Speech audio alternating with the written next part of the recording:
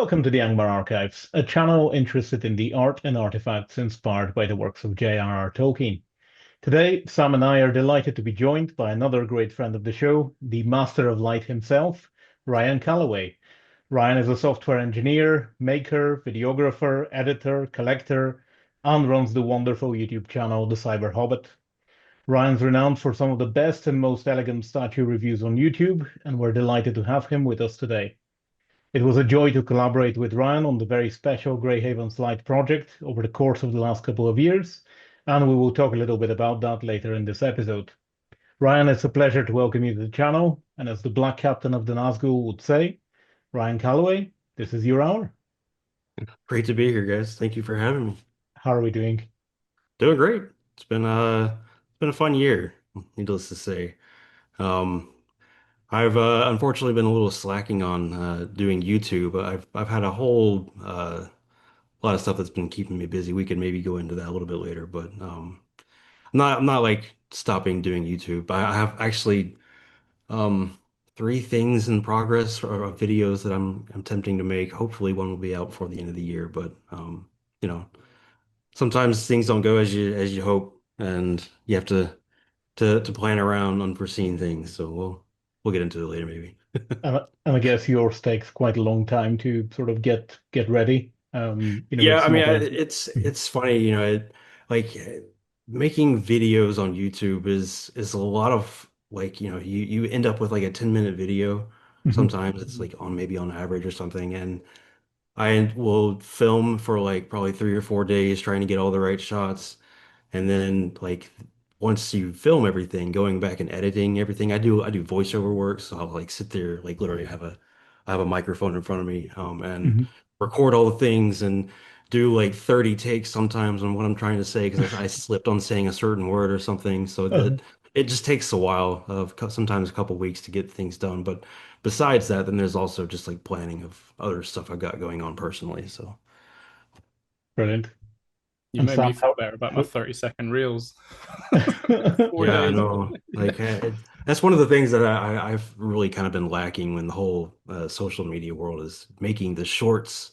That's the thing that everyone like gets a bunch of quick views for, but I mean I think I've done like six or something of them, but I'm more of a my content is really like hearing about reviews and like the process of stuff, and it's kind of hard to cram it into Yeah, a little bitty thing. Other than maybe it's like a teaser to come look at it. So.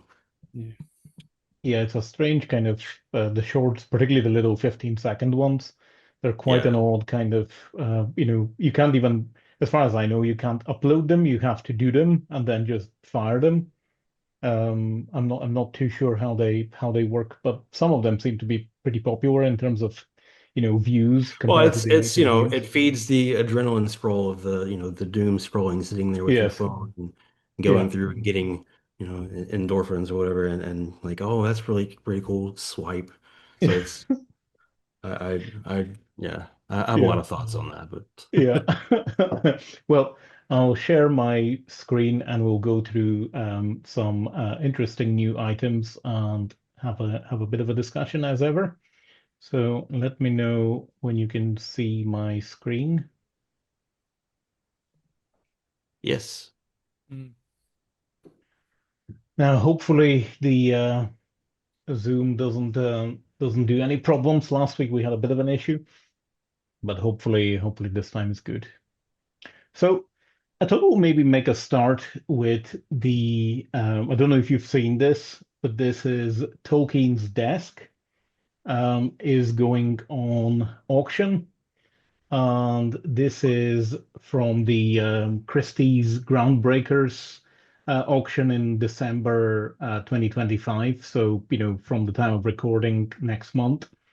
And it seems to be kind of the estimate seems to be between 50 and 80,000 pounds. I have a suspicion it will go for more, but I just thought it's quite an interesting kind of, but a beautiful, beautiful desk as it is. I've actually Um, never seen it before. That's really great. It's funny how similar it is to what Bilbo's desk was. yeah. I was yeah, thinking that. Yeah, yeah, yeah, yeah, with the kind of little drawers on the little Mm. cubby holes. It's really, really cool. The round sides and everything. Yeah. Yeah, I wonder whether that was part of the inspiration or is it just a I happy mean, looking at it coincidence? to me, seems very much so. Yeah, yeah.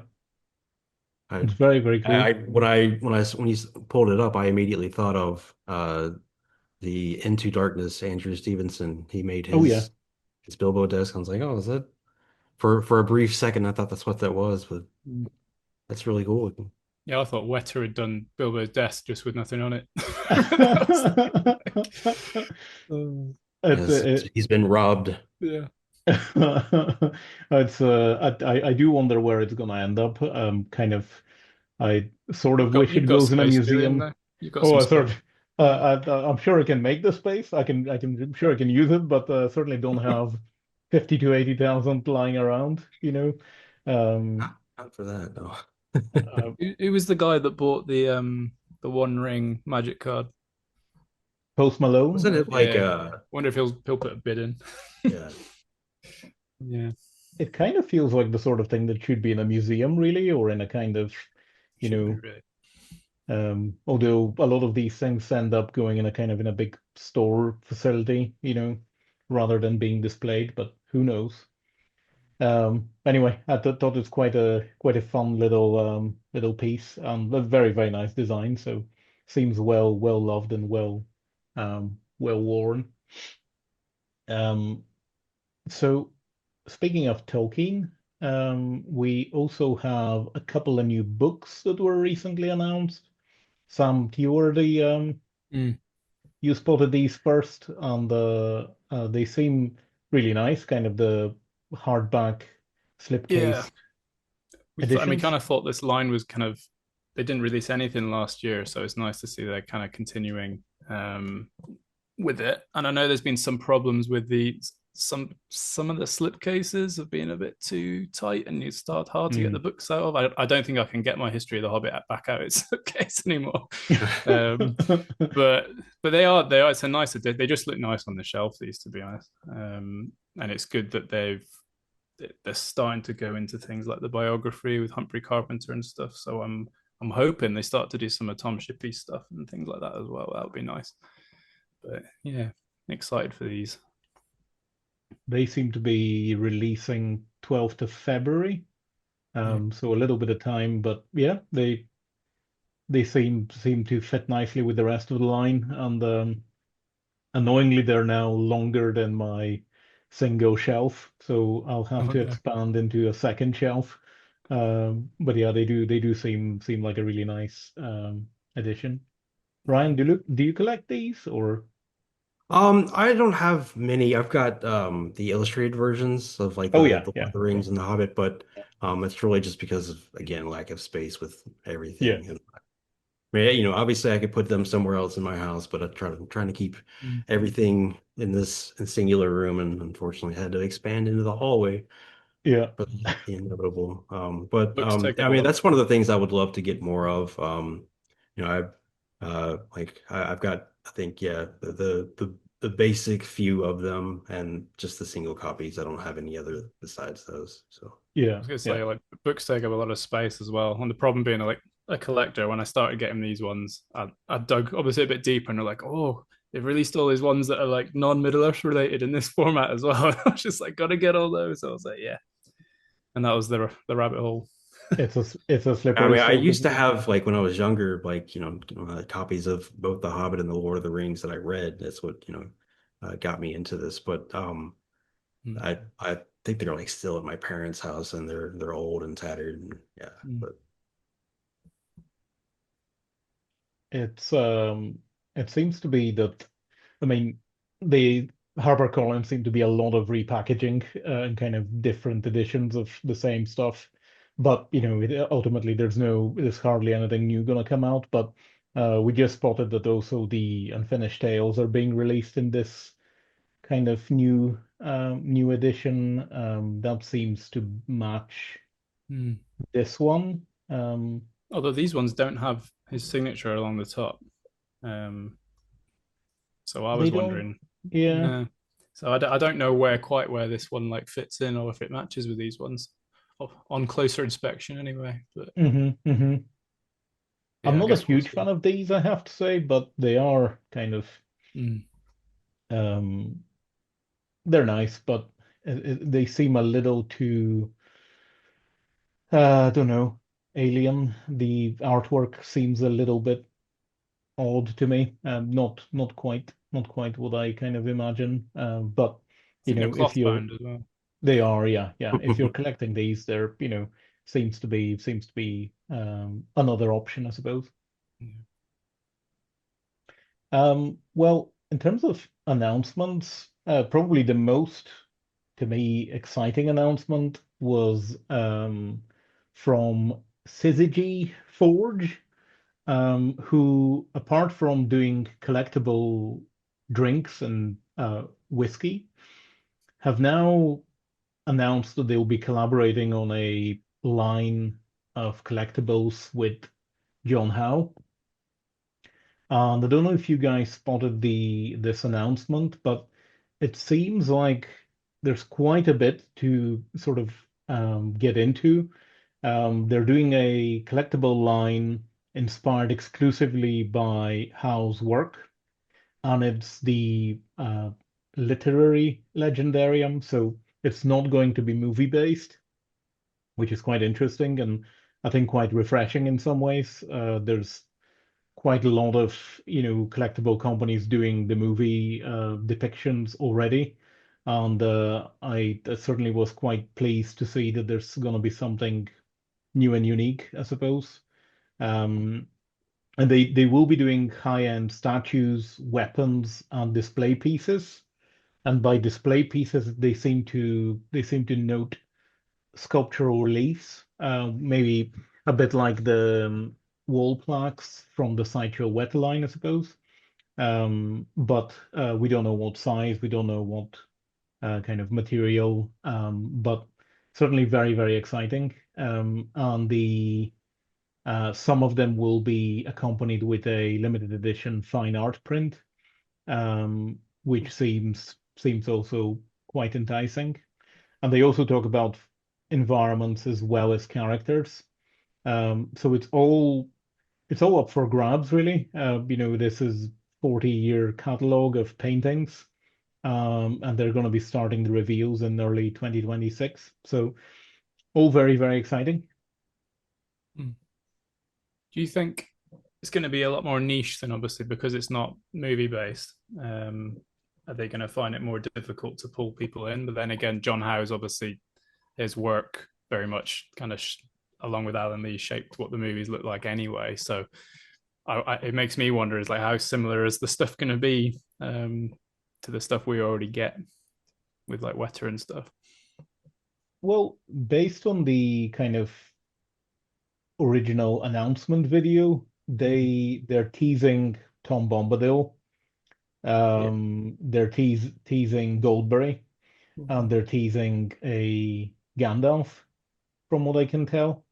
So I suppose one of the things they might be trying to do is go for I suppose, characters or moments that are not depicted in the movies at all, or they Maybe we'll are. get a spider-esque with Morgoth in the background, like the Ungoliath. I would certainly love that. Ungoliant. Although Jordan, the I suppose main man in Syzygy, seems to suggest they can't do Silmarillion. Although Oh, really? some of that might be in the appendices, and I don't know whether they've got the rights to the appendices. But if they do, that'll be mind blowing. Like if they do Morgoth and Ungoliant, I that'll don't be know something why else. whenever I think of the John Howe artwork, just Mhm. Ungoliant always comes Yeah, to mind. absolutely. Yeah. Well, I thought we might have a quick speculation, perhaps, on Bombadil. And I've picked a few images that John has done of Bombadil over the years, and I think this one is from the board game where he's done kind of little character portraits. Um, then this one, which I think is his latest one, which I really like, kind of slightly slightly more, how would you put it? Jolly, slightly less jolly, but slightly more kind of rugged, which seems quite an interesting version. And the hat certainly seems to be very similar to what the announcement icon had. So I wonder that whether that's not, one of the base paintings that will be depicted.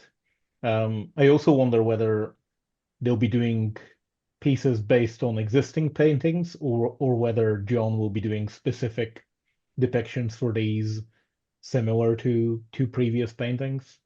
There's also this version of Tom that he's done in the Middle-earth Traveler book, where Tom is depicted as Peter Jackson. Um, I don't quite imagine that will be the version, but again, That's another funny. I've never seen interesting. that. Have you not? Yeah, yeah, it's Uh-huh. quite a cool. And then this is the only Goldberry I can find that Yeah, I was just wondering about Goldberry if they hmm. I think there's like maybe a few things of artwork with her. There's That I've certainly seen several like by others, but I haven't seen John doing any yeah, other maybe that's ones. what Is it I'm thinking just of. is it just Alan Lee that's done them in the is it the Perilous Tales of the Perilous Realms? I know. Yeah, is that I, Alan Lee? I think so, yeah, yeah. Um, and then, of Hmm. course, controversially, I'm sure for some, the John, of course, was the concept artist for the Rings of Power as well, where we got our first Bombadil. Um, and I suppose characterization aside, um, the in terms of the costume, at least, I think they got him pretty spot on. Maybe the boots could be a bit more yellow, but I suppose the general vibe of the character look seems to be fairly accurate. Although I certainly Yeah. wasn't a fan of the portrayal. I Um, couldn't unsee Boff from Johnny English. If you guys have seen Johnny English, it's the same yes, actor, isn't it, that plays Boff? And I was like, I can't unsee him. Yeah, I've seen him in so many other things that yeah, I that for me I kind of wish they would have gone with somebody else. But I mean, it, yeah. it is what it is. I mean, for me, Brian Blessed will be the only Bombadil possible. He's just the perfect for the role. But yeah, I wonder what the pose they'll go for. But the costume seems pretty set, and I suppose within these kind of images, there's probably enough that we can imagine what it might be like. But we've no idea what scale they'll be, or what how much environment there'll be in them. But certainly quite interesting. You think they release him and Goldberry together? They might, they Yeah. might be. It might also be one piece with both of them, which could be quite interesting, Mm. rather than two separate ones. Or there might be a version where you can get one or the other or both in one. Mm. I suppose we haven't seen anything yet, so it's all up for grabs, really. Mm. Um, The other icon that they've teased is Gandalf, of course. And I mean, there's so many Gandalf depictions that John Howe has done that I just wonder what they'll really do. This one probably being maybe the most famous. Certainly in my mind, this is the first one that comes to mind. Um, but then you have the bag end one as well. There's the version with the card.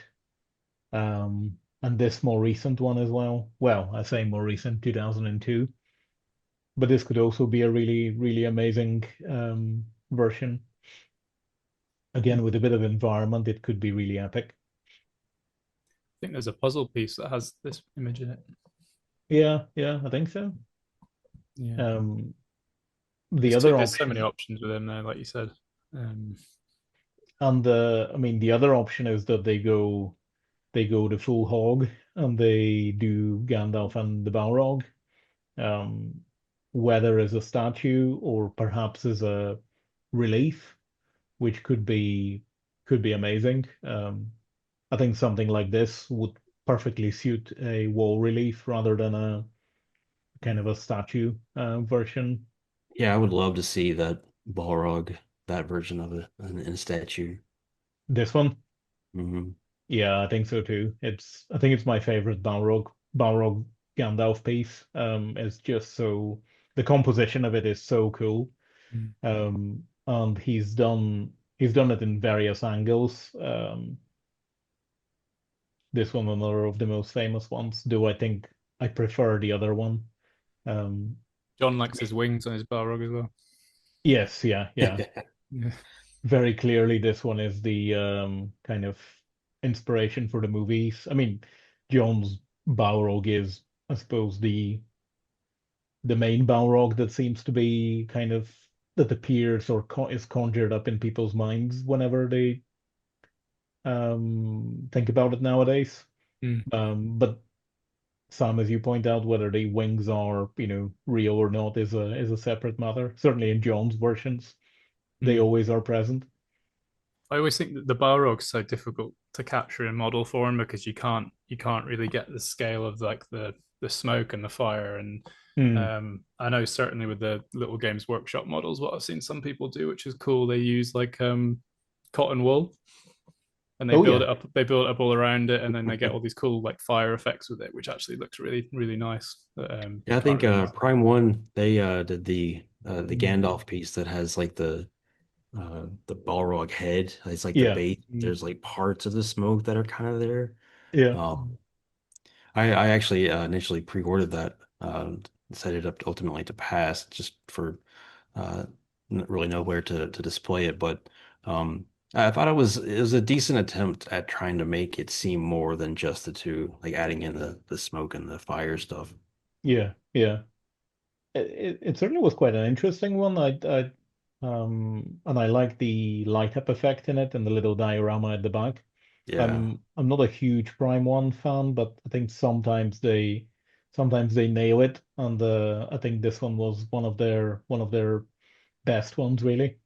And the in-hand photographs seem to be quite good as well. yeah. It seems like a scene that's particularly suited for a wall relief. I'd be very happy with a relief of this or any of those. I just want more Balrogs because um we I missed on the big Weta ones, and Yeah, yeah, I would love to have a John Howe one yeah. instead, or John Howe based. Um, the other piece that I certainly would love if they do is this version of the Black Riders.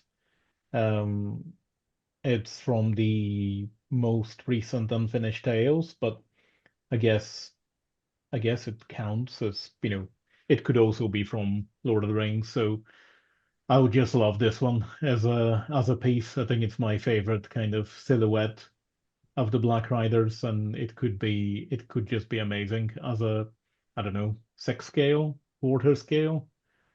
Seems very efficient in terms of space as well, and it's such a great kind of draped silhouette with the robes and the horsehairs kind of merging into Mm. this form. It could just be stunning. What do you know what year this was done? He did this one.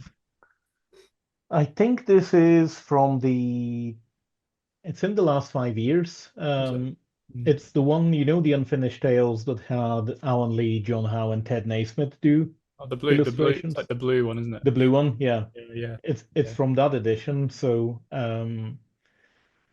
I really hope that they consider this one as an option. It would just be the ultimate Nazgul piece for me.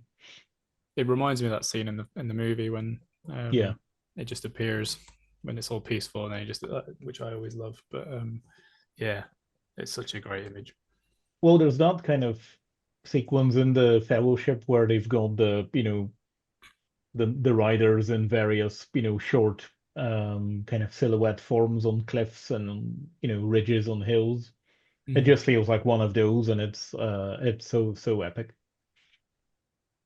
I like how that picture Mhm. he was basically like almost he looks like he's deteriorating, like his like you can see like his shoulder bones sticking out and everything. Mm. Yeah, I think I like the kind of dread feeling you get from that. That would be a great piece, for sure. Yeah.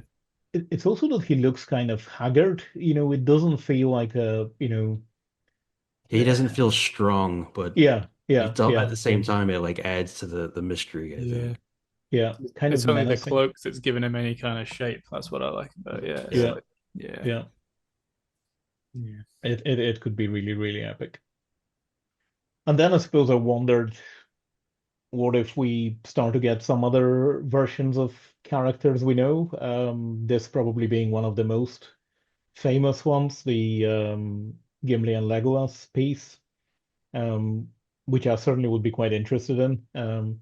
I think I think the characters in particular, we are so used to having kind of the film depictions that it'd be quite refreshing to have a different take on them, which still seems to be, echoing some of the movie versions, but you're not as restricted with, likenesses for actors and, you Mm. know, armor and particular props that they had at the time of the scene. So I think it could be quite exciting.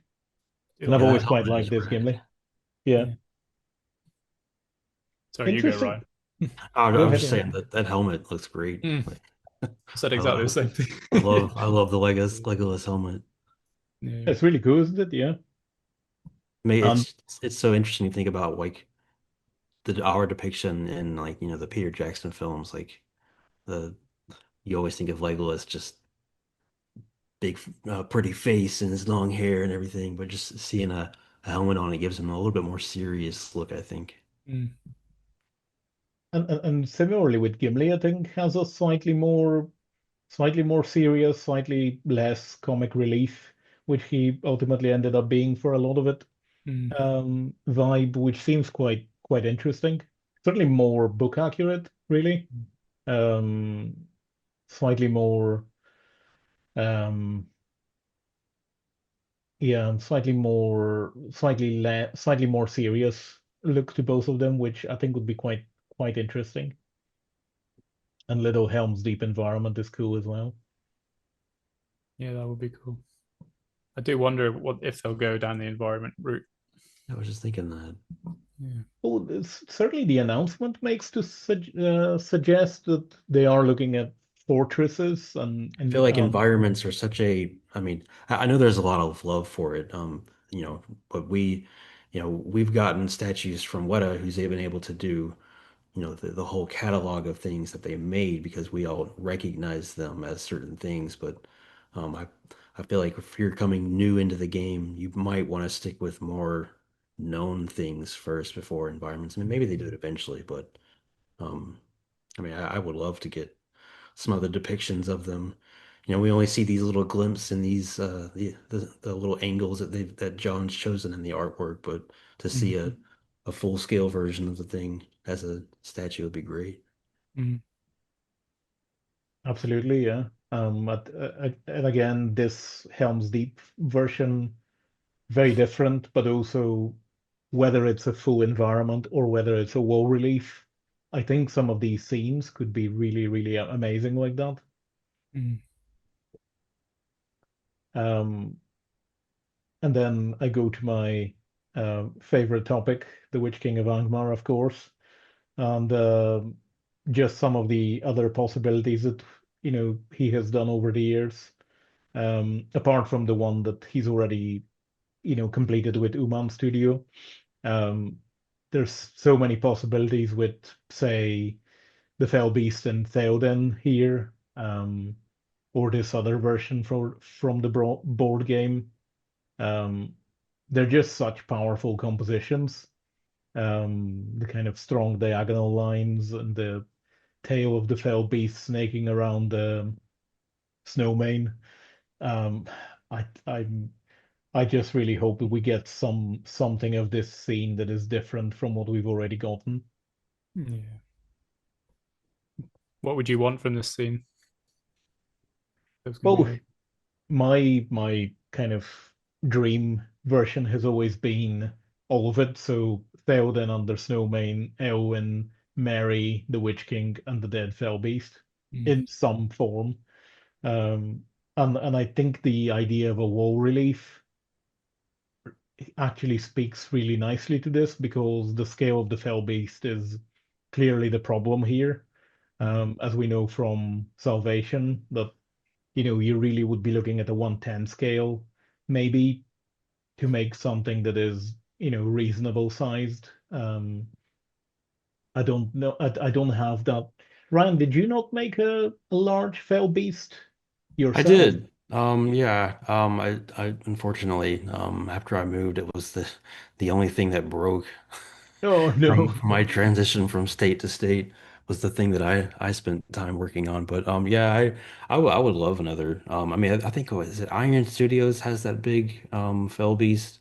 Yeah, Um, but yeah, I mean, I would. I mean, clearly this depiction is very similar to the one that are in the films too. So yeah. it would be great to get this. Um, I think though, am I maybe I could be completely wrong about this. Does Weta hold the license for 1/6 scale Lord of the Rings things? That's a good point.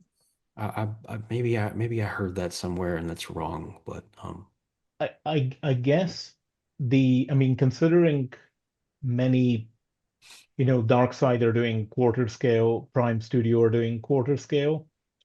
I guess if Weta have the license, it would probably be for 1/6 movie depictions. yeah, But that's as probably true. Maybe that's considering it's these are different if it's literary, not directly in the movie. I wonder. Yeah, I wonder. Um, I guess as long as it's a different offer, sufficiently different from what another studio is producing, I suspect they might be able to get a 1/6 scale.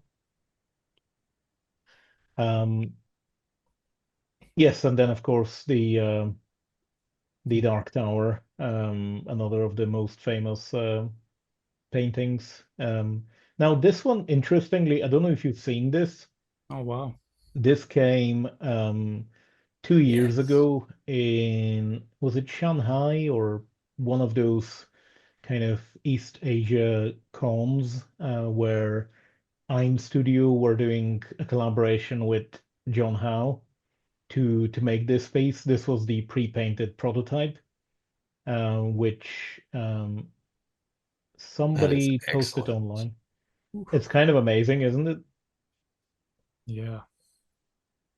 Um, Now, unfortunately, I know that this has fallen through and will not be happening with I'm Studio, but I wonder whether this is not one that will be delivered under Syzygy as a maybe an updated, fully finished version. But I mean, this is something that, I don't know where the hell I'd put it, but I'm certainly going to be ordering it as soon as it's released, if ever.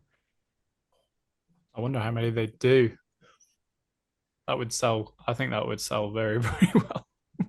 I'd say I wonder what so, yeah. exactly the dimensions on that are. It looks to be like 3 or 4 feet tall, maybe, right?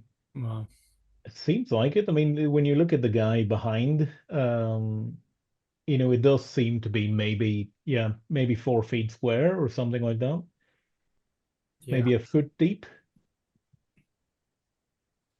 maybe more. It's I also wonder whether there's a version of it without the backdrop and maybe or Or are they vice joined? versa.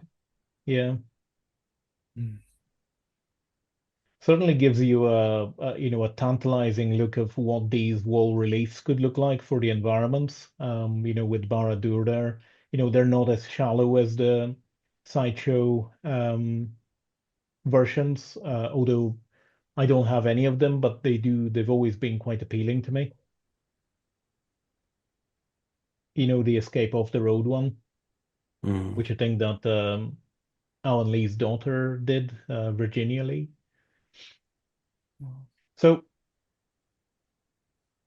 yes, that takes us nicely into an art print which I recently spotted, and I don't know if you've seen this.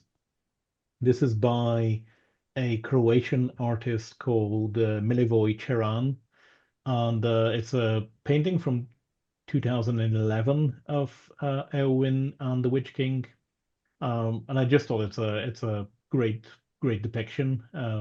I got it as a print just this month, and it's he seems to have kind of A3 sized versions of it, and it's such a great depiction again, much more book accurate.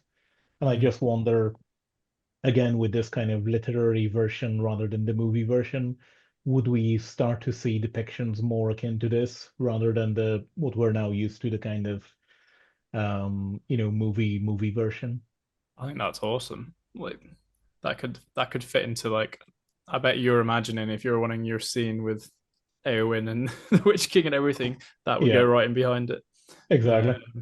Yeah, or even with books in front. I mean, that's just he could almost start a whole series of art prints with like the different characters on either side like that. Um, Works It's really well.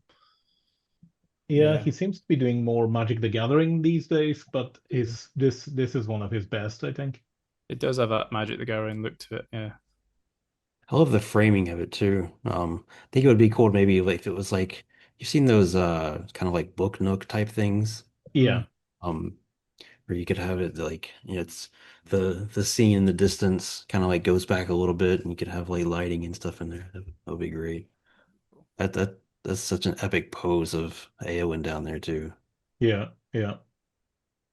And the slightly different fell beast with four legs rather than the what we're used to seeing, the kind And of the two. floating crown. Yeah. Yeah, and the burning eyes. Very cool.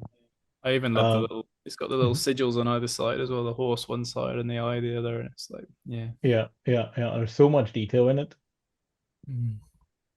Um, and then another print that I recently spotted. Now I don't collect kind of this sort of movie collage type prints, but I don't know if you've seen this by Theodora Kapat. She did it for Bottleneck Gallery, who seem to be one of the kind of main Is it a sellers is it a of. Mhm. painting? It's a painting. It's a Oh, painting wow. that's then scanned and turned into prints. So this is Wow. the Fellowship one from 2023, but she just released the Two Towers version, and these are just snapshots from Instagram where you could see the Two Towers one. The detail on it is quite extraordinary. I Yeah, that's amazing. And it is huge. You'll see it shortly in full scale, but like that's it's kind of master painter quality of painting. I Well, mean, yeah, it I just it thought it looks was. almost like a collage that someone Yeah, made in Photoshop with how accurate the yeah, same. depictions are. Like, Yeah, I just thought it was a movie, one of the movie posters. yeah, Yeah. it looks like someone took a bunch of Yeah, parts of different things, but wow, yeah, there she goes painting it. Um, That's amazing. I think she said it's 1.4 meters tall by 1 meter wide, and it's going to be available as prints from Bottleneck at some point. But I don't quite know when.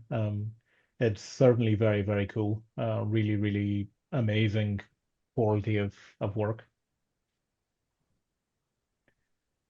Um, so moving on from prints to statues, we had the second Collector's Choice poll, this time on limited editions.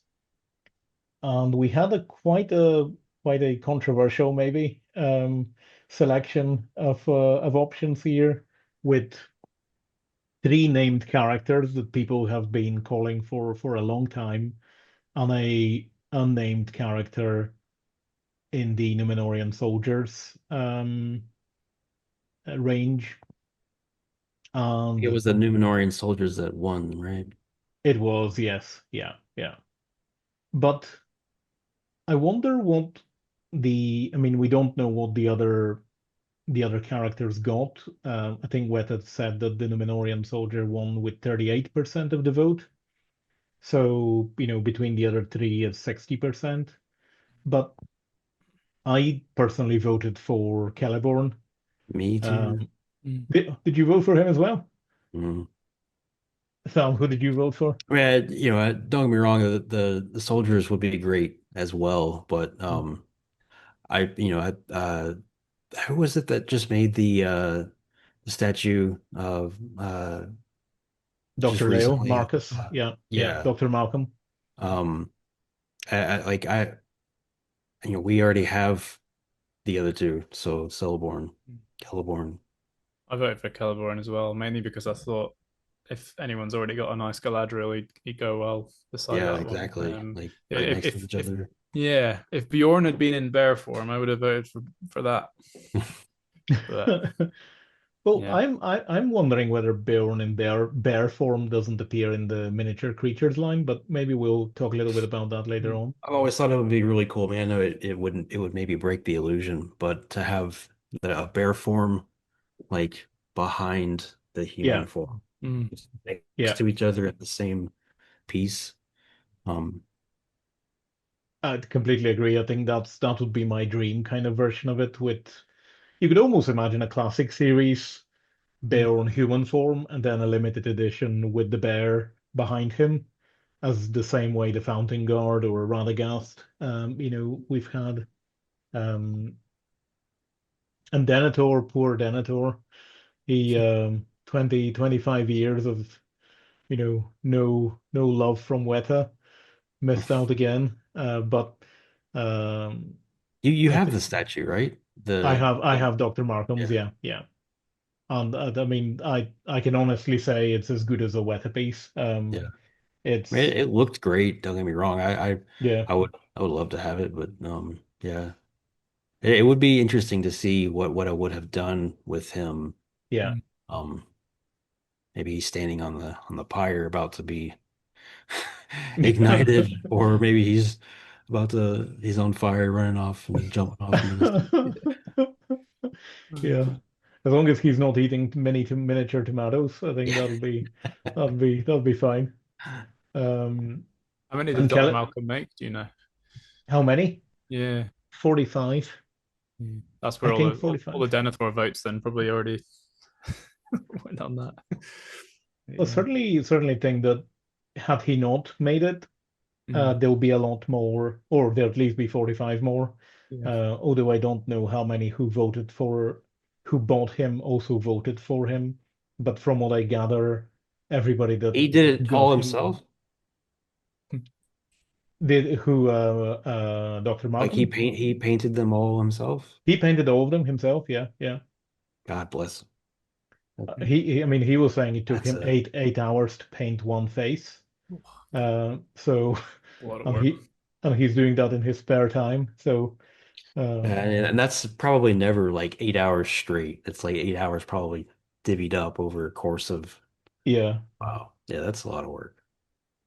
it's kind of remarkable for his first kind of human character. He's But he making was really everything tired of from seeing that face yeah after a while. after five. Yeah. But with Celeborn, I kind of wondered whether they would do the kind of the Grey Haven scene or maybe Lothlorien scene or Mm. something I would quite hope the interesting. Lawthorn. Yeah, yeah. But we got the Númenórean soldiers, and I mean, I suspect it will be a really cool piece anyway, and I'm very sure I'll probably be very tempted by it. But yeah, it's a kind of a slightly missed opportunity to maybe get a named character and do the Númenórean soldiers anyway, as I think they'll sell really well, whatever they do. Um, it's a very cool design, and I suppose the prologue is so, dare I use the word iconic, now in kind of in people's minds that Yeah, I mean, if someone who has the Sauron statue, the Elendil, like Oh it seems God, yeah, another piece yeah, to add to that little diorama you're kind of building. So Yeah. exactly. Um, and the kind of the great tower shields mhm. with the white tree and the banners, and these helms with the wings. It'll just be such a kind of. I'm sure it's going to be a really great piece, whatever they do. These are just some behind the scenes photographs of the armor itself. Um, and yeah, it's we haven't got the follow-up pose options poll yet, but maybe it will be this week. Who knows? Considering last time we talked about this, it was half an hour after we released the video. I wouldn't be surprised if it's straight after this. Um, Here's the infantry shield as well, Nice. and then the infantry sword, which is very cool. It's funny. The first ever Games Workshop starter set in 2001 was the you got, I think it was 16 high elves and then 8 of the Numenorian soldiers with it. Right? Which Yeah. was quite, so they were in the first ever set to paint up, which was interesting. So yeah, Do you have these as well, Sam? yeah, I've got them all, man. So yeah. I think I've still got the ones that I had in 2001 when I first got them. So yeah, Excellent. Um, and then we've got we touched on it briefly earlier, but we've got the miniature creature line, and I was just, I suppose, wondering whether by the end of this year we might not have some other creature added to the line. We've had quite a few over the last 2 years, maybe, and I think it's a great way to have these larger creatures depicted without breaking the bank and without taking too much space. mm. Um, and I've only got a couple of them, I think. Well, I've got three of those. Oh, But here they are at the same scale, and they're a really nice line, I think, and I wonder whether that's not going to be expanded further. There's still quite a lot that can be added to it, but do you guys have any of these? don't know. Um, I bought some, and Mhm. then decided to move away from miniatures. Mhm. I think they're great. Don't get me wrong, and they, what it does an outstanding job on them. My only thing is that like I've as my collection grows, you start wanting other things, and these take up space for bigger things that I could potentially get. And so I'm trying to maybe cater to just doing the 1/6 stuff. Yeah. But that being said, um, I mean they still look amazing. I mean I've got a whole display case full of the other miniatures, but Mhm. Mhm. um, what other creatures are we missing? I'm Like, Well, thinking they could add a good one of the troll at the Black Gate, wouldn't it? The one that fights Aragorn would be a good one to have, I think. or maybe one of the spiders from The Hobbit.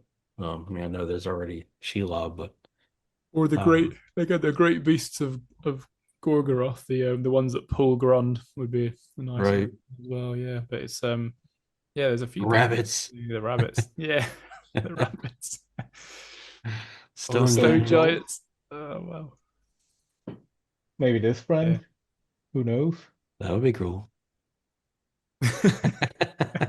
Oh, sorry, wrong one.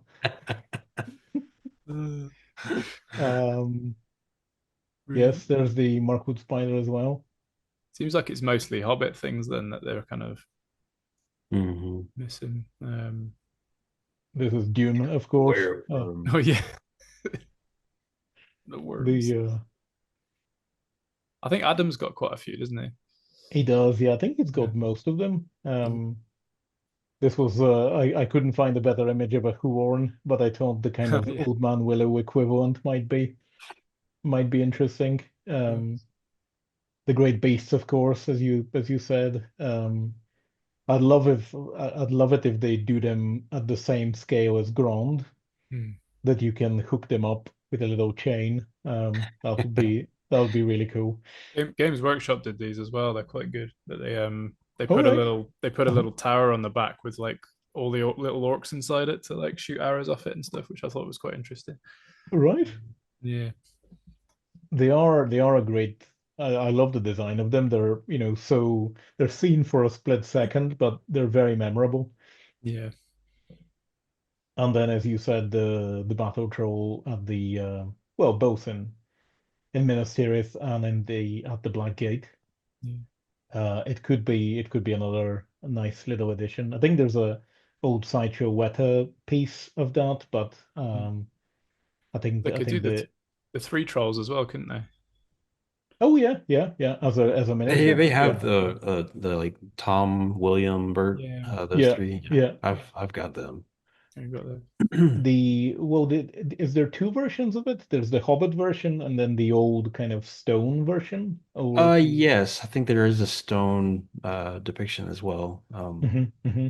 I don't have that, but You've got the Hobbit one. mhm. I think there's I forget who maybe it was Andy Meese. I think somebody made a uh kind of encompassing thing that you put all the trolls in that has like the pot in the middle. Oh I yeah, yeah, yeah. maybe it was Andy Me. I don't know. That's a nice little kind of addition to it to close off the scene. Um, I wish Weta would do more of those types of things of like you can buy the individual pieces and then you can buy something to kind of bring them all together, like mm, some type of grounding thing. yeah. yeah, like an expanded plinth of some sort or a kind of expanded, environment addition. I think it'd be really, I mean, a bit like the It fountain would just tree, it would the encourage fountain people cup. to want to buy more of them. I'm just Yeah, surprised yeah, they don't do it more. I yeah. kind of wanted that with the obviously they did the limited edition Moria piece. I thought they would have been cool if they'd done like a Balin's tomb with them Yeah. Yeah, all the fellowship kind of standing in that way, and then they could even put the little skeleton of Ori there with the book and everything. yeah, But yeah, yeah, I'm sure they think of these things as well, uh, and how they can work. exactly. And then we have the what seems to be now shipping the Boromir Classic series, which to my eyes is one of the best Classic series pieces that what I have done so far. It hasn't quite shipped yet in Europe yet, but I'm eagerly awaiting mine. But there did seem to be a little bit of question around the paint on the face in particular of this one. Um, so I just thought we'll maybe have a quick look at a couple of collectors' images that have already received it. And I mean, one is Adam, who sadly couldn't make today's show, but Adams is on the left.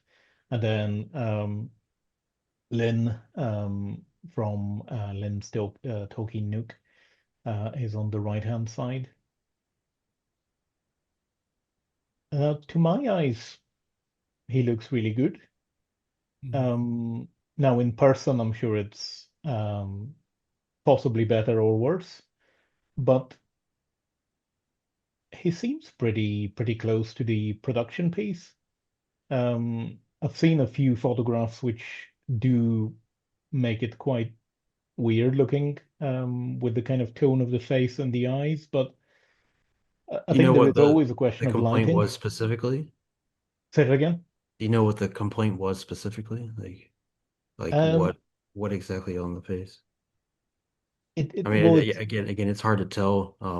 it's hard to But tell, and it's hard to tell with the different lighting conditions that something that is brightly lit and spotlit will look very different to something that's generally lit or badly lit.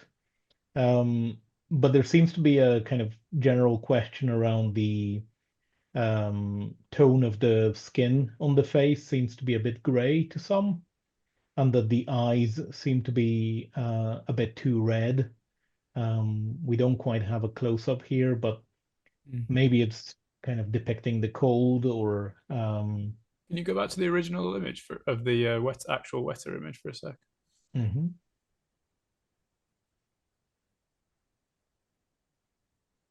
It does Yeah, I think appear it to might be just come slightly down to the richer. lighting. Yeah, I think it's the hair as well. But the that might be the color of the lighting. hair. Yeah, Because almost looks more blonde in the images you've yeah, that Adam and Lynn have sent through. yeah. It's a weird one, and I mean, I'll be very, very curious to see it in hand. Ryan, I know you've got it as well coming. I did. When I decided to go for the Master Collection, sacrifices needed to be made. I was already going to get a Boromir in 1/6 with the MC. I Yeah, ended up passing on this, knowing that it will be still available to purchase later. yeah, But yeah, um, yeah. I suppose this question of painting is where I suppose the mass-produced nature of these things Mm. is quite interesting to consider for a bit. And I know, Ryan, we've talked about this before, but I don't know how many people are aware of this video on Adam Savage's Tested channel, where it's only came up a couple of months ago, but it's a new 3D printer by Stratasys, the J55 Prime, um, which, to my mind, for the first time, does full color printing in resin. And so the pieces no longer come as the kind of general resin color or PLA color or whatever you're using, but they come fully painted as the master original file was painted. So in the video, they're showing several examples, but this one probably has the most amount of color, although it is a little desaturated in general. But there's been no hand painting of this, and this is exactly how it comes out from the yeah, printer. that's pretty amazing. It's funny how, it's like technology progresses and things get easier. And then there's the argument of does it take away from the artistry of things if you're just 3D printing things all the time. But you know, I've always looked at, advancements as tools to be used. You know, this is, with a new thing that you're showing off that's just come out recently in, probably maybe 5 years or so. Some of the maybe imperfections of this can maybe be ironed out, and then you'll be at the point where things could potentially be printing at, the quality that you would hope to get in an actual painted statue. So it's it's kind of cool in the sense of that obviously things could be done probably quicker. There's obviously always going to need to be, cleanup of things, and but your resin printing, even, resin printers are amazing, and they do a really good job of hiding layer lines, but there are still layer lines if you look really, really close. All resin statues that Weta makes, I believe they still go in and kind of just do light sanding on stuff before they Hmm. do Hmm. their mold casting. But um, you know, it it's a promising technology for sure. That looks pretty great. And when you think about, I suppose, somebody having to paint this by hand, there is variation. But if you're able to actually print the original paint master every time, I suppose it does start to beg the question, would that be more true to the Weta vision if they were to ever consider this than having, painters in China in the factory trying to replicate the same thing over and over again, rather than having the original high resolution paint master scanned and then printed exactly as Weta have it, if that becomes possible in the next, as you say, 5 years or so. Um, and I guess there's never one of those things doesn't mean the end of another. And I can imagine what that might allow is a maybe a cheaper mass-produced version of statues, and then Yeah, I mean, there's a always going to premium be the market. hand-painted one. Yeah, Yeah, there's always going to be the market for the hand painted thing, just because it's that's sort of part of the Weta appeal is that these yeah, things are handcrafted. I mean, the well, lately they do a lot of 3D modeling for a lot of stuff, but then they'll usually also kind of do mixed media stuff where they yeah, still go in and hand sculpt some of the things. But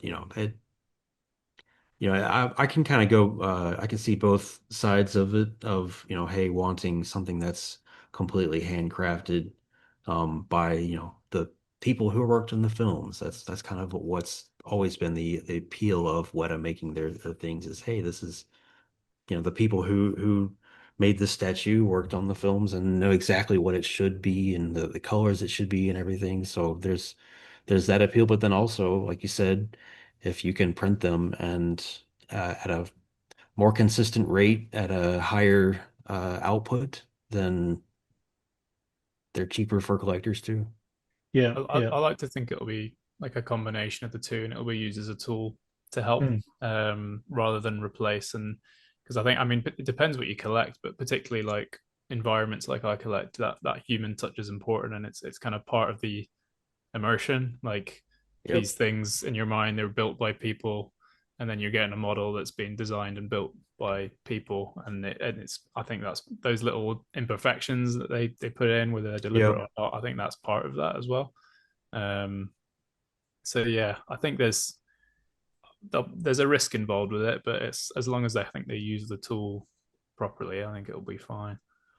Um, yeah, Or, maybe it starts as like a starting point for them. Maybe they can print certain things that it'll have parts of it that's already kind of in there, but then they go back in and do a bunch of touch-ups on top of it and stuff yeah, yeah. to speed up the process so it's still technically hand painted, but also not.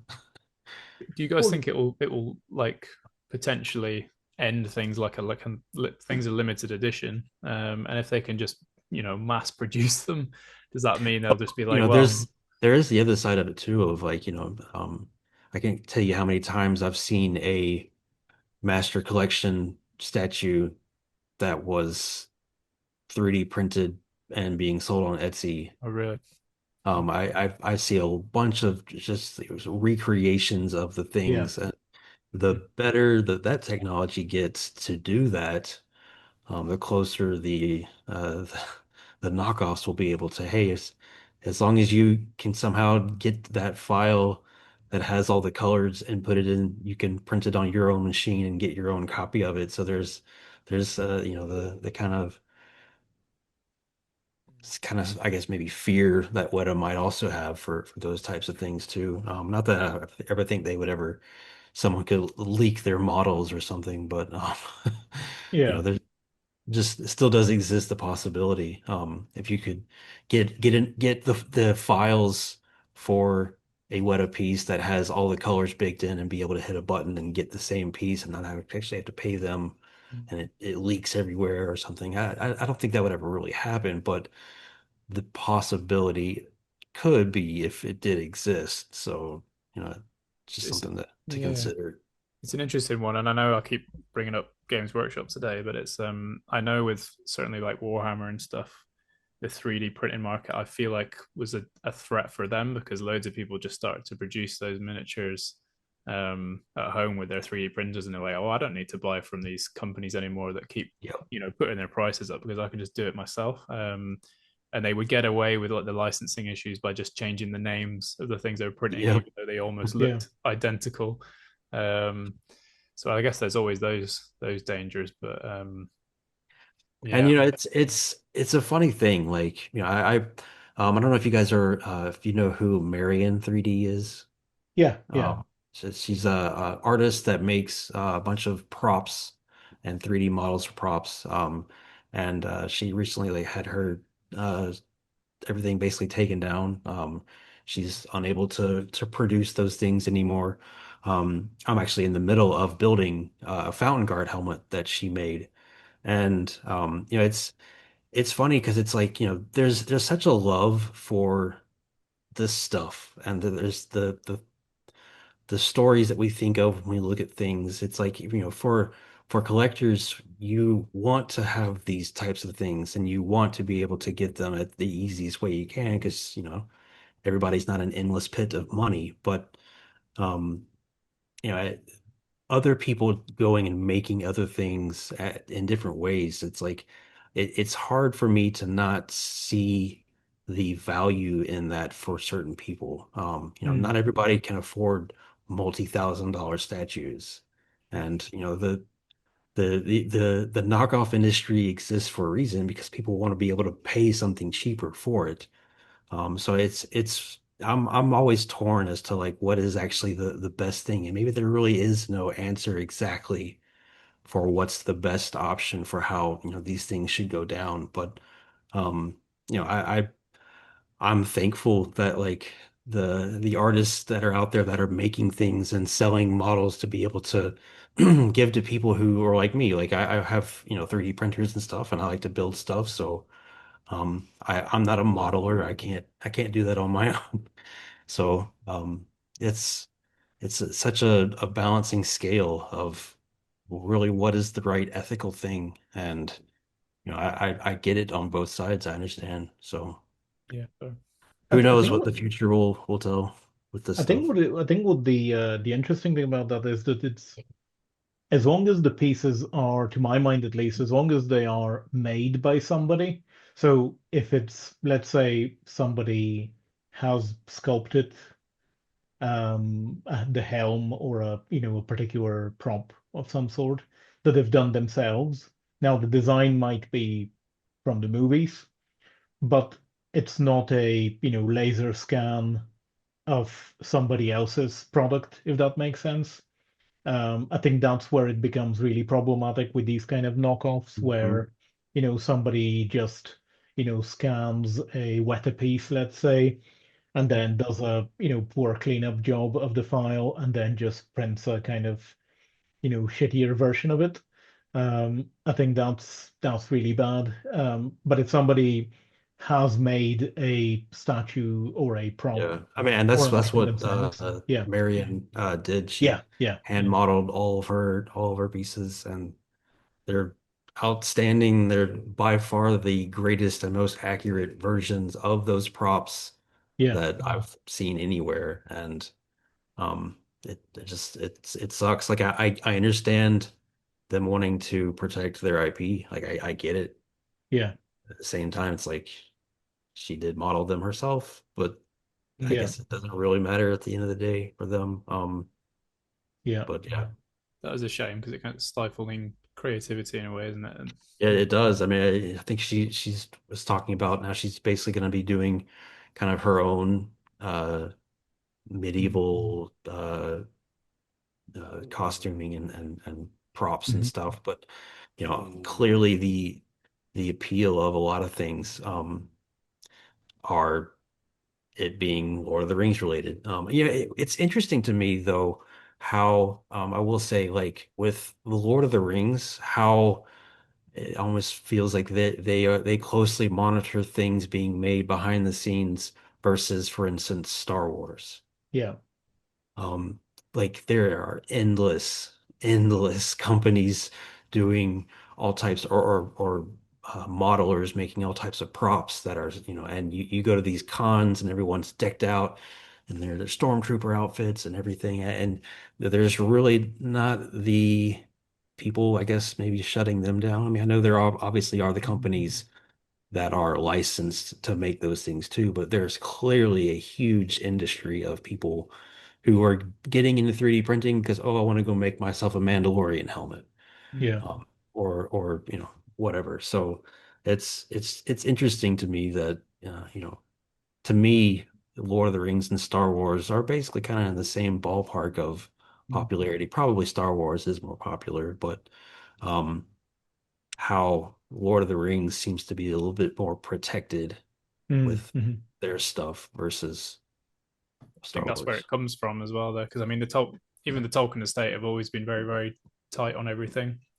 I think because that's just been seems to have been passed down Yeah, into through the all aspects ranks. of it. Yeah, everyone's very determined to kind of protect that kind of IP, I guess. And I know it's a similar thing happened to another artist on Instagram. She was doing these amazing depictions of like movie scenes, and then Aranje, is I that can't what it remember her is? name. She Something like that. came announced and said I had to stop because I've been told I think can't do it also happened to Woodstead Studios. Is that the name of it?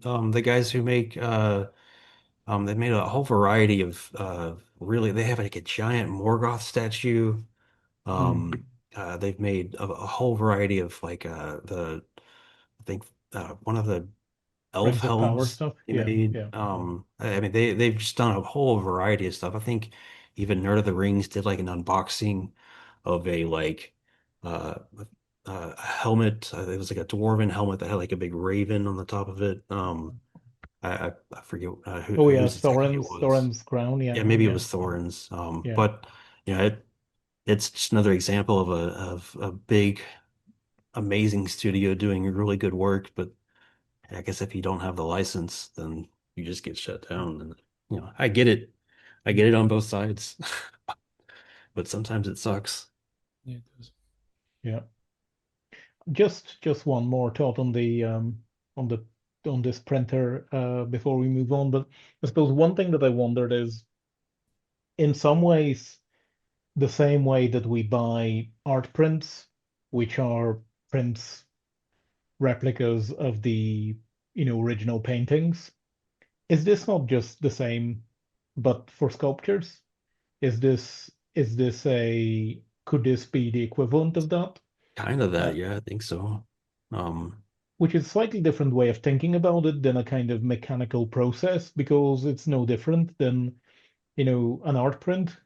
It's not the original, clearly, but if it's approved by the artist that made it, and it is an exact replica or as close as it can be, um, you know, perhaps that's an opportunity that's different than, let's say, maybe a studio like Weta would be able to do a kind of 50 limited edition number of pieces that they make themselves, rather than a factory in China, and the factory mass produces 3D printed full color prints for them, and they come at a completely different, price range.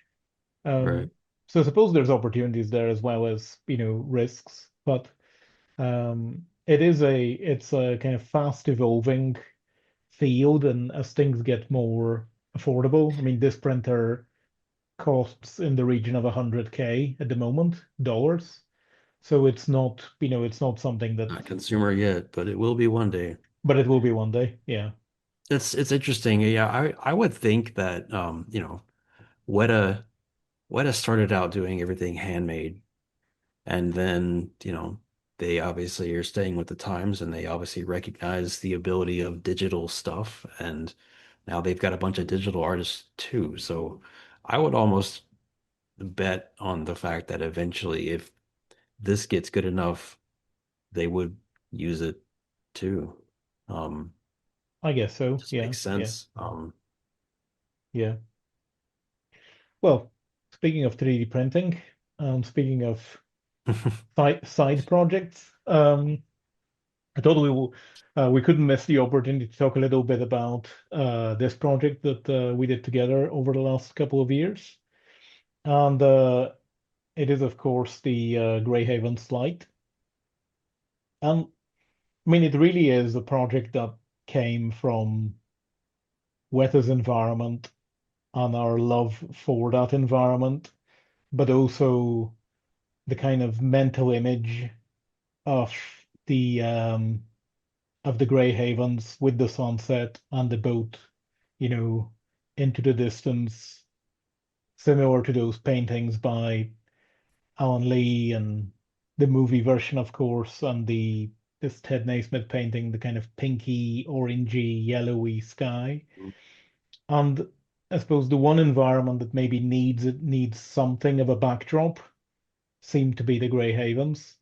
Um, and I suppose this idea of a very simple frame that would then That's where you got allow. the idea for the model, right? Based off of this. Yes, yeah, yeah. The Okay. idea was a kind of a very simple, frame with an arched back and a kind of goldy, tone. You could see the detail here as Hmm. well. Is based on this. Of those Rivendell murals that Alan Lee and John Howe did, and so it was. I can't remember which video was it. Was it your little ziggurat, kind of the little illuminated pyramid that you did with all the Oh, LED the light controls? holocron. The holocron. That's it. Yeah, this Yeah, this yeah. uh this thing. I don't know Yes. if the the batteries are dead or not. Yeah, yeah. Oh, no, there we Oh, there go. it is. There we go. Yeah, I just remember watching the video that you posted of this with all the amazing controls that you were able to put into it. And I just thought, well, here's an idea of how we can make something more akin to those paintings and that scene in Yeah, I the mean, movie. that was a brilliant idea. I still remember the day you messaged me about it and told me about it and showed me your initial designs. I mean, like, wow, that sounds like a great idea. And, it's funny how things worked out. I think I absolutely love it. I've got mine. I'm still in the process of fixing. Oh So yeah. I don't know if everyone knows the story yet, but basically, when I was building these things, um, there were a few of them that I ended up kind of messing up, and so I ended up taking one of the ones that I messed up and turned it, and in the process of turning it into kind of like my own unique version, for lack of a better word. And then I sold my original version, but the process of this was, man, looking at these photos is giving me Do you have my I PTSD? can my my fingerprints are still recovering from the amount of sanding that this thing took. But I loved the process of it up until maybe I think like the fifth one, and then realizing, oh, I've got to make 15 more. You know, it is what I enjoy having a big kind of thing that I'm working on in my spare time. Whether that's, I mean, like lately I've been working on, like I mentioned, the fountain guard helmet. But I just enjoy having you know, some reason to get me off the computer. Like you mentioned, I'm a programmer. I'm on the computer constantly for my job, and something that's like sort of related to my job, but also is fun to do. It's just been a great thing to get into. For those of you who don't know, and I'm still trying to convince you, Julian, to get one. If 3D Yeah. printing nowadays um, is at a point that even just a few years ago, it wasn't at the level of quality and ease that it is nowadays. I just recently, this last year, about a year ago, bought Bamboo Studios or Bamboo Lab. They have essentially become the new flagship of 3D printers. People might argue it could be Prusa, the brand Prusa that does the better printers, but Black Friday is going on right now still. I would highly recommend checking out potentially buying a new Bamboo 3D printer. That like the ease of how simple it is. You get the thing 15 minutes later, it's running. It does all the calibration all on its own. There's no more like weird. You used to have to take a piece of paper and like Yeah. line it up on the corners to make sure everything's level so that things would print well. But I mean nowadays that's all automated. You just say, hey, auto do everything. You still have to obviously understand what you're doing, but the amount of things around my house that aren't even 3D printed like artworks, but just things that I have printed for use, like my garage. I've got a whole variety of 3D printed mounts and stuff to hold different tools and everything. It really comes down to like, if you can think of it, there's probably someone out there who's thought of it too and who has made a 3D model. So you just need to get that model and hit a button, and then a few hours later you have the thing. It's just at the price point and quality nowadays and ease of using.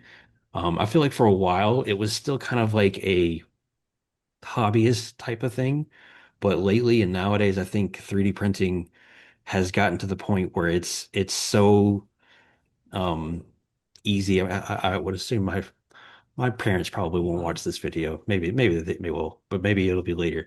I bought my whole family 3D printers for Christmas. So, because I think it's to the point now where like they're maybe not so technically savvy and don't really understand enough, but it's so easy nowadays with how good it works out of the box that I feel like 3D printing is very quickly going to move into like everyone and in every home has a 3D printer, like everyone has a hammer. It makes a lot of sense. And the amount of, utility that it has to like, oh, I don't have this. Now I do have it. I press a button, I go to sleep, I wake up, there's a thing that's ready for me to use. Like NASA goes into space with 3D printers. Hmm. If they need a tool, they have somebody down on Earth model it up, send it to them digitally, and then they hit a button and they've got that tool. Like it's crazy the utility that you can get with 3D printers, not even for just statues, but for just random everyday things. And like these pictures show, somebody can message you from across the globe and say they've got an idea for a project, send you a model. I hit print. I print out. Granted, to be fair, all of these prints I didn't actually print because my printers have exploded. Not really. These we had most of the actual raw prints made at a print farm, but um, I mean I printed the first version, the prototype on my own printers. So it's really just more of a instead of me printing one at a time and doing all the pieces separately and that taking a good amount of time, these print farms that have hundreds of printers can do them all at once and then send it to us. So, but like these, like right there, the raw 3D print, it's what you initially get. And then you do some sanding, you do some filler on it, and you can make it as smooth as the last image. It's just the process of taking time and bearing bearing your fingerprints go away and your phone can no longer unlock when you press on it because it doesn't recognize your thumbprint anymore. But but you don't have to have the nice smooth finish. We were just trying to go for something that Weta or is similar to what Weta makes. And nowadays, too, one of the big things is multicolor printing. Most 3D printers nowadays and companies are coming out with a solution that it Hmm. feeds in a bunch of different colors all at once, and then it can print everything all at once. Granted, it's usually like up to 4 colors or 12 if you expand things out. But it's coming to the point nowadays that if you're on the edge of buying a 3D printer, I think you should. Brilliant. That's a It's Sorry for um, the sorry for the spiel. I just no, I it's one of the things that like I feel really passionate about. Like I think it's such a utility thing to have if you do any kind of DIY. I used to be the type of person that I would see something and be like, "Oh, that looks cool. I want to buy it." Nowadays, I'm like, "I want to buy it, but could I also make it? Like, could I, like and make it maybe even better?" I it's a fun thing that got me into doing DIY. I used to never do any types of things like this, and I initially bought a 3D printer because I wanted to print Final Fantasy VII polygon figures from the video game Final Fantasy VII. I saw someone like doing them. I was like, oh, that would be really cool. And so I bought it. And, this was like in 2018, I think. I bought my first 3D printer. But you know, comparing printers then to now is just insane. The printer I bought used to run at like 30 millimeters a second or something like that. Now they do 500. Well, Goodness. So just the rate and speed of quality and ease of use for how things go is just crazy. So is they're only going to anyway, get better and better, aren't they, as well? Wouldn't you yeah, say? I mean it's they nowadays like when the machine boots up, it does something that's called like input shaping. It'll take the print head on the machine and it'll vibrate it really, really quick. And it'll calculate the offsets that were caused from that vibration so that it can factor that into how it prints. It's crazy the amount of stuff that they've figured out and ways of doing things with 3D printing. But yeah. Your recommended printer is which model from Bamboo Lab Uh, again? Bamboo Lab right now, the printer that I bought my whole family is called the P1S. They P1S. they just recently came out with a P2S, but the P1S is, I mean, it's going for $400 right now. So it's a little bit of but it's cheaper than it would be if it wasn't Black Friday. But the quality you get and the ease of not having to tinker with stuff, a lot of Mm-hmm. like 3D printing people, a lot of the fun that they say is like, oh, I can buy a 3D printer and then I can use my 3D printer to improve my 3D printer. And like I get it. That has its own, I guess, funness to it, but also to be able to just like get a thing, take it out of the box, take 15 minutes to set it up, run the little test file, and then like boom, now you've got a little they it's called just like there's a little boat. It's called the Benchy. It's a little test print that they usually recommend that you print just to make sure that everything's running fine. But it thoroughly amazed me how easy this new printer was to use versus all the other ones that I've used. But And the yeah. the filament itself is not particularly expensive. It's Like nowadays, anywhere between like $15 to $20 for a roll of filament. yeah, I think like the what was that? I think the Gray Havens, I think it was about like two rolls of filament that it took to print them.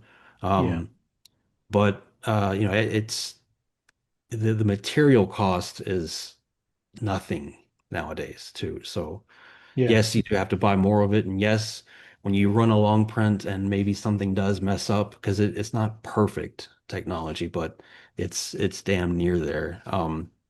You still have to, restart your print and wait again. And the failed print is something you just throw away, unfortunately. But yeah, I mean it's not like again, I said it's not perfect, but like what it was just even 3 years ago compared to now is just astounding. How yeah. great. And that's one of the things that I feel like the Bamboo Lab, the kind of newer company that came in for a while, 3D printing was sort of not maybe stagnating, but a lot of companies like were kind of like settled on this is like the quality that we have, and other companies would kind of replicate that, and that was kind of it. But like Bamboo Lab came through and made their own better version of it, and it kind of forced every other company to be like, oh wow, I guess we need to now do better too. And now pretty much most brands are kind of kicking it into gear. I think like Elegoo has a new printer called the Centuri Carbon, which is basically about the same size as the one that I'm talking about. But I mean, there's the threshold that keeps getting lifted, with better competition forces you to make your own stuff better. So, um, And yeah, these are all about, a foot by a foot cubed, or it's about like this wide by this wide. The build plate is 256 millimeters. It's granted, it's not too big, yeah, but um what everyone does and what I've done for this helmet I'm working on is you print out your multiple pieces yeah. and then you can stick them together. You can weld them together, you can glue them together. There's nothing stopping you. I've seen a video online of people printing there's a guy printing I think a Porsche, I believe, off of like the same size printer that I have. And he's just taking the individual pieces and welding them all together and like eventually going to make a car out of it. And it's just not everyone's going to go make a car. Obviously, you can't 3D print an engine yet, but Yeah. maybe, some years in the future, the PS 10, PlayStation 10, whenever it announced, you won't go Yeah. buy it.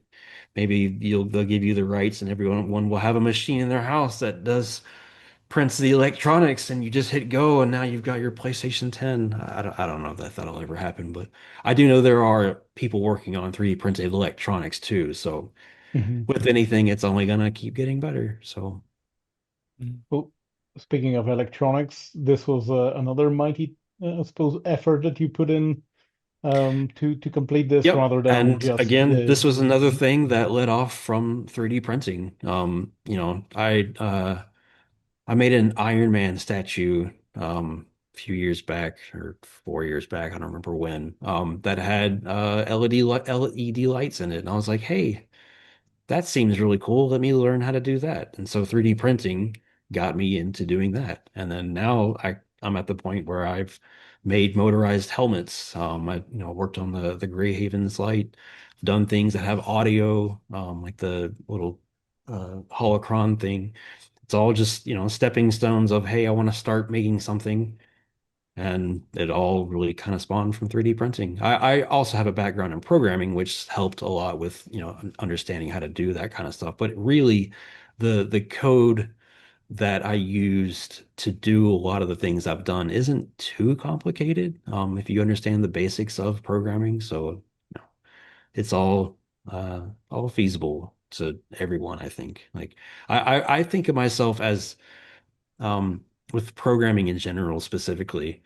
Um, I've been I made my first website in like the 90s based off of I think like Mega Man characters or something off of some free thing. So I've been making websites and been doing mobile apps and stuff for a while now.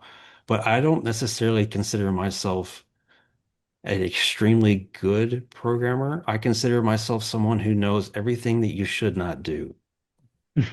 I mean, I feel like that probably goes with everything, but especially with programming, it's all about because there's an infinite ways to do it.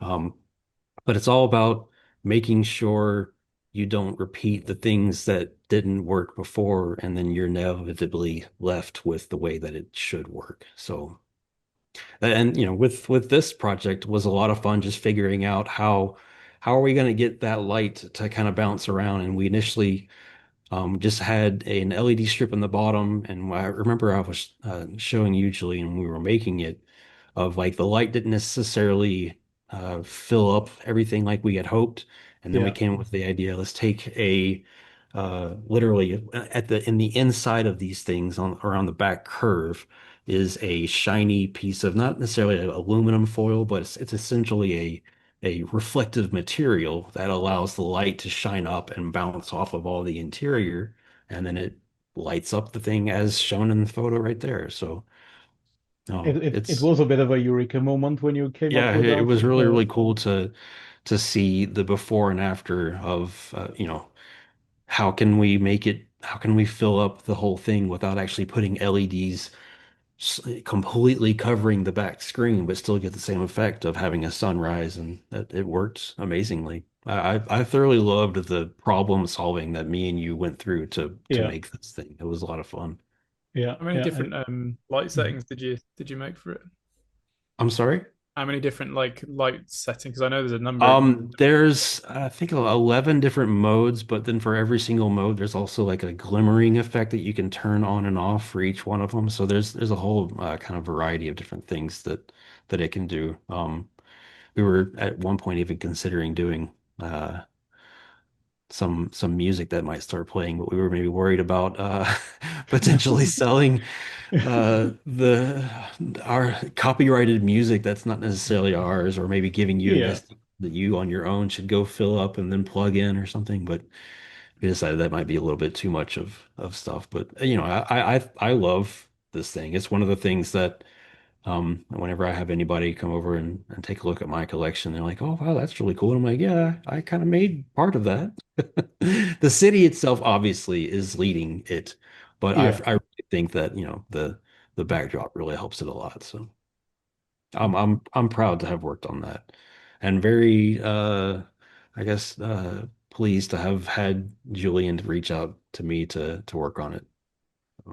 It was really good fun, and It would I would was not have existed without Julian's effort of modeling, and we went through probably 30 revisions of things back and forth with files of, can you yeah. make this like a little bit wider? Oh, we need the channels for the wires here aren't really at the right angle and stuff. It was a back and forth variety of problem solving, but it was a lot of fun. I thoroughly enjoyed it and Yeah. would do it again in a lesser quantity than Mm. 20. It just, these things took, each one was roughly 4 weeks to build on their own.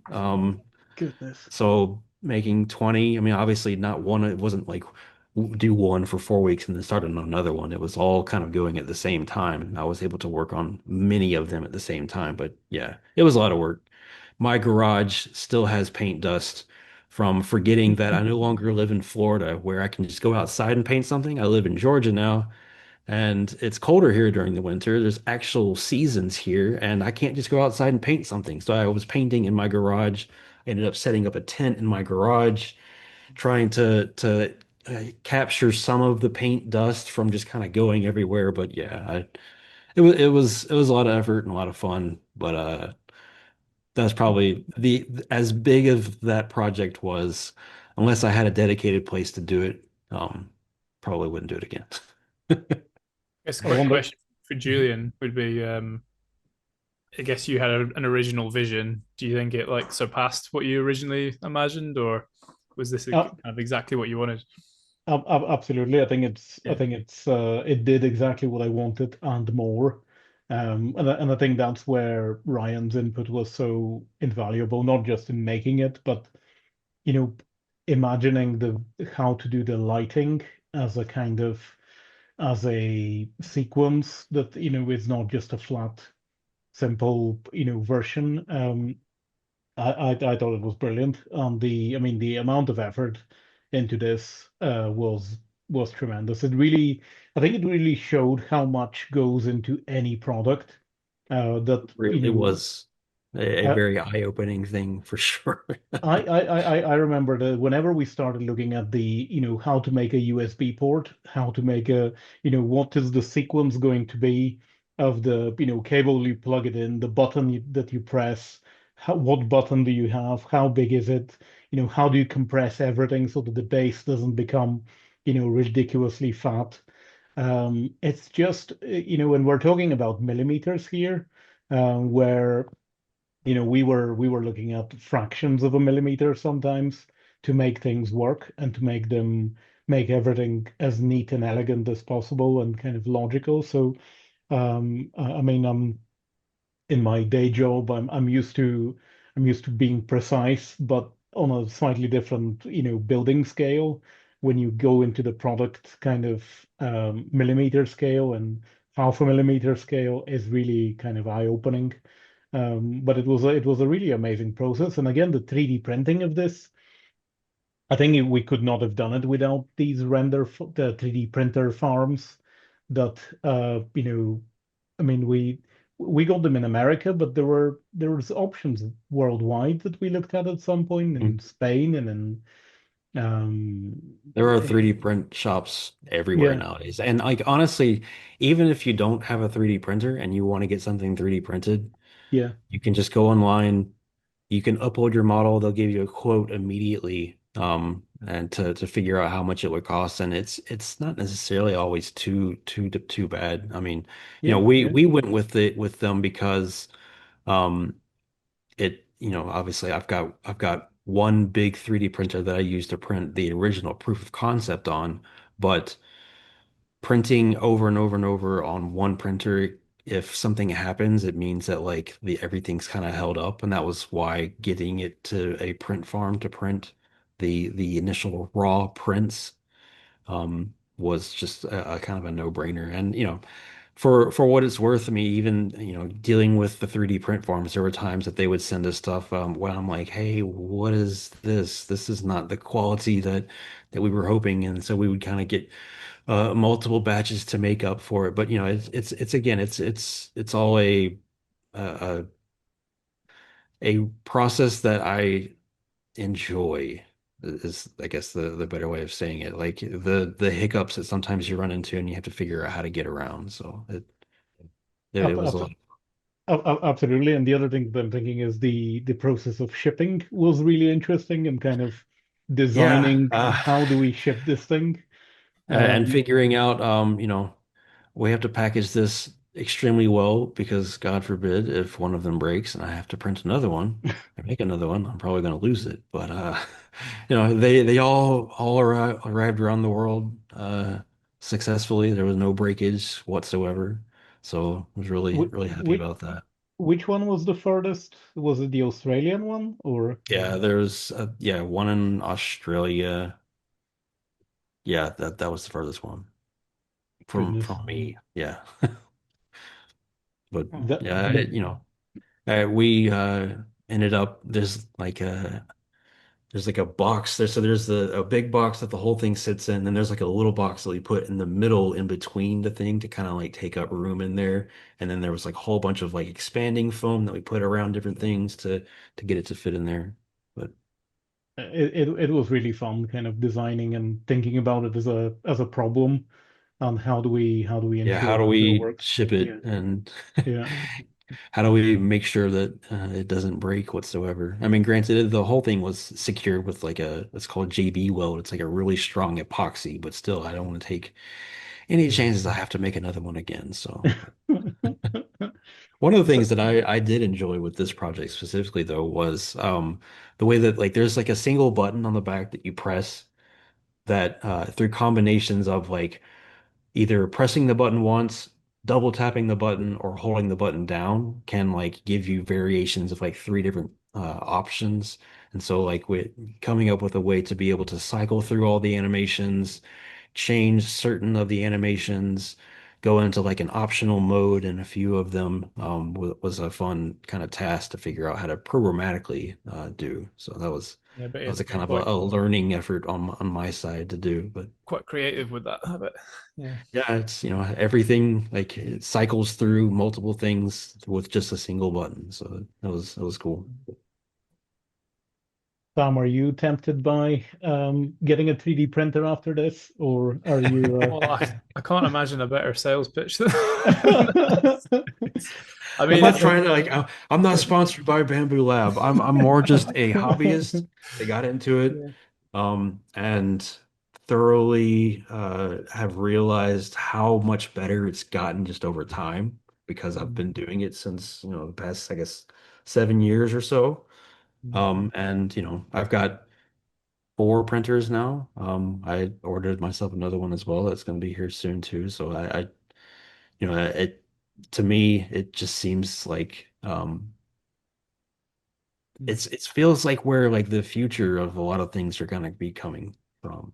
Like there, like granted, I've just said it's the best it is now. Obviously, it's the present, but when things are even better in the future, that like I feel like there will be a point where almost every home will just have a 3D printer for a variety of things with different materials, able to do all different types of things. I see it coming, and it's a lot of fun. The It is, the yeah, the yeah. idea, like, look at it, look at this. I can go on Amazon and I can like press buy on a button and then an object will arrive maybe tomorrow morning. Or I can go and press a button on my 3D printer and I'm gonna wake up in the morning and there's a thing ready.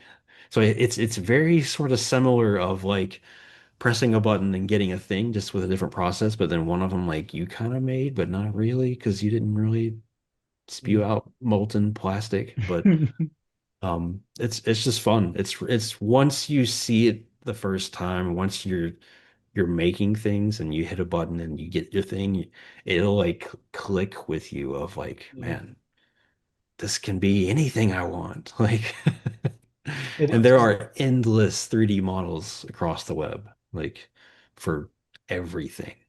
There are master collection scans that people have done. Mm. I we've talked about that some, but there, it's out there. But there's a lot of industries that are terrified of them. I can And imagine. like Absolutely, yeah. I get it to me. I've Yeah. spoken with David Tremont, the Hmm. guy who was at Weta. He's no longer there, I think. But he was talking about how like 3D printing was, he was a very hands-on guy, and 3D printing kind of came along and not necessarily took his job, but made him kind of relook at things. Mm, So It yeah, is it's a remarkable thing, a kind of, the ability to make something, anything really, as long as it can be modeled and it can be, if it can be made by somebody else, then you can make it yourself. It mhm. is a remarkable thing, and I mean, we use it in the office for little models. But I am getting more and more tempted by this Bamboo Lab one. It does sound like it's a really kind of useful as well as creatively stimulating, machine to have, which, nowadays is quite rare. And, I suppose you can make, I mean, a bit like what we talked earlier with all these additional, let's say for statues, environment pieces that you might be able to, print yourself and paint them and add to your displays, or whether it's more practical things that, Ryan, I think you showed me an extension to a table or something that you had Oh made with yeah, a Bamboo.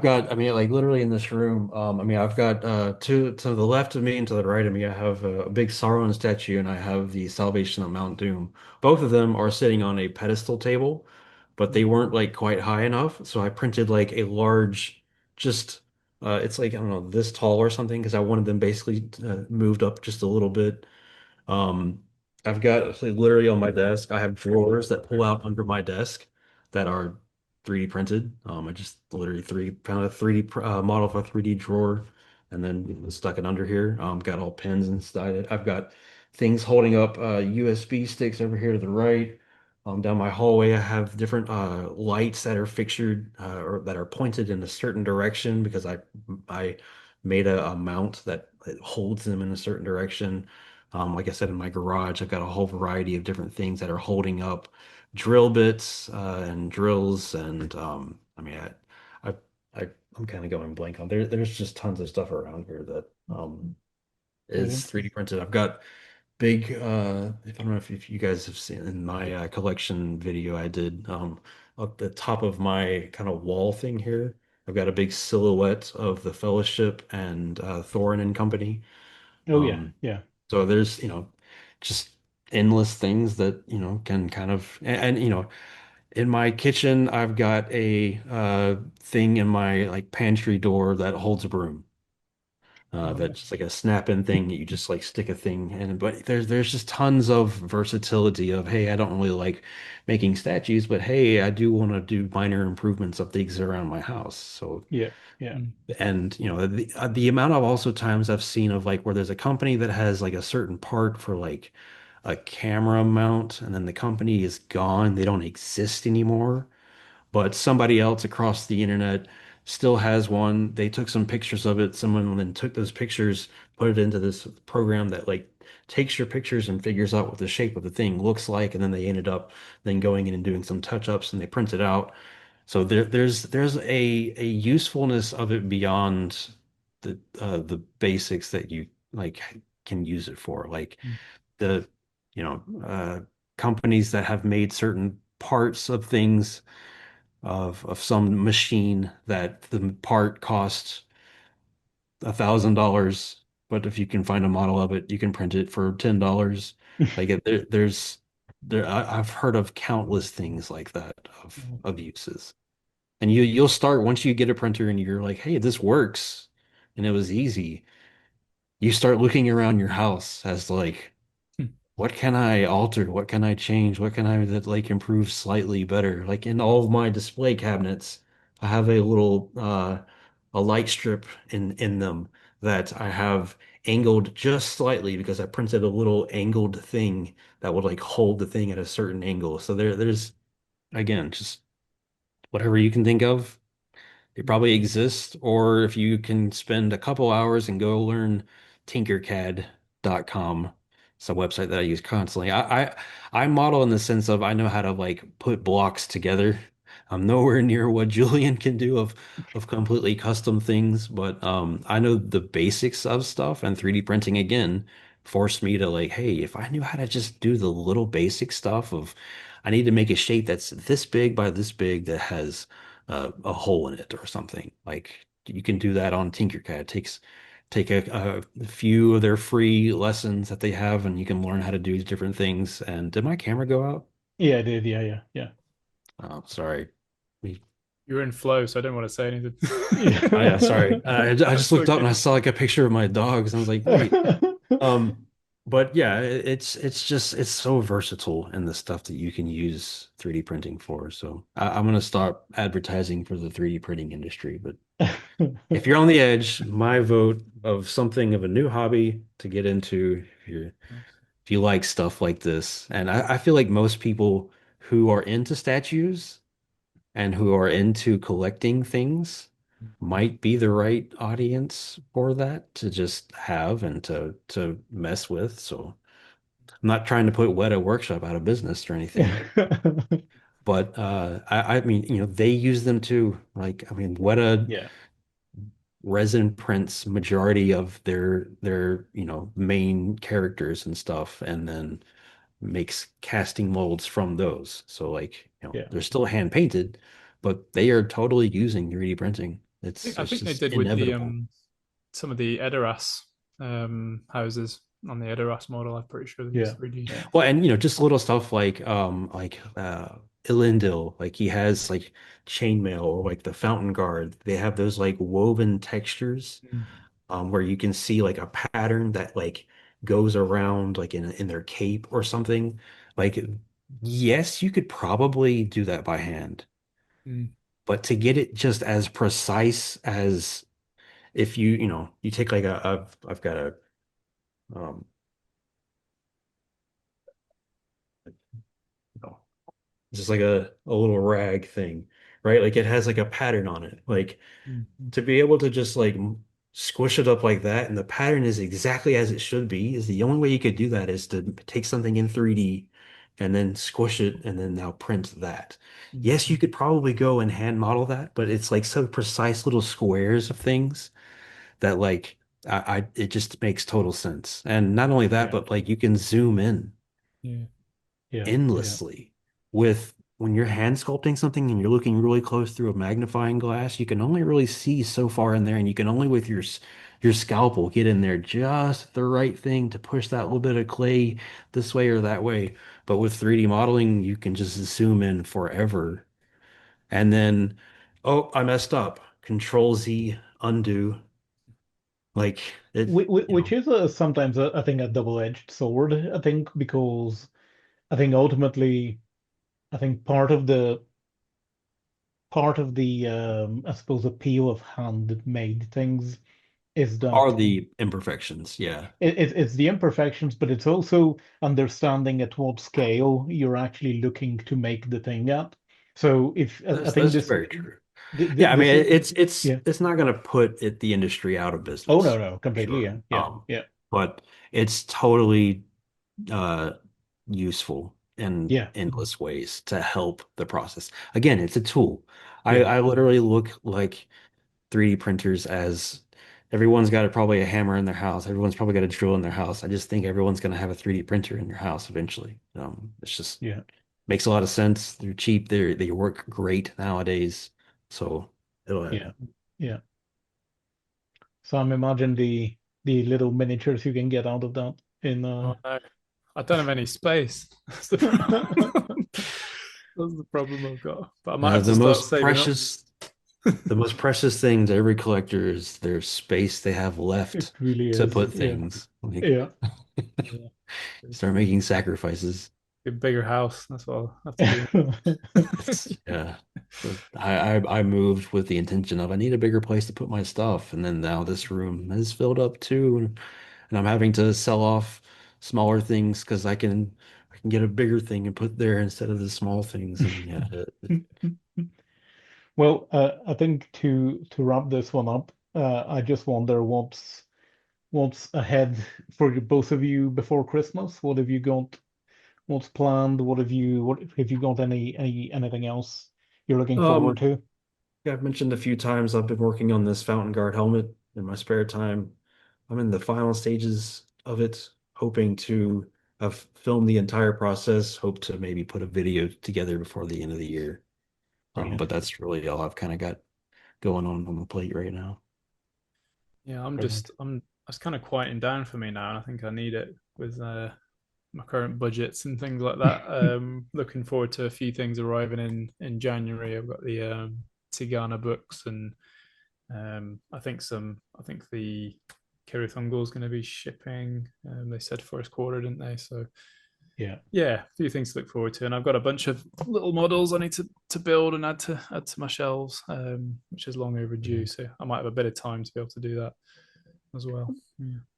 Out of interest, do you have lighting for these shelves, or Not is yet, no. It's one of those things I'm like, because I'm so busy just adding to the yeah, shelves, in the back of yeah, my mind, yeah. I'm like, I'm planning on getting some lighting for I them, but think it's just, that's a project for 2026, I think. yeah, definitely, definitely. I mean, I've got all the shelves now, so it's just like you said, getting the lighting and Yeah, yeah. other ideas I've got to go with them. So yeah, that's something I'll look forward to doing.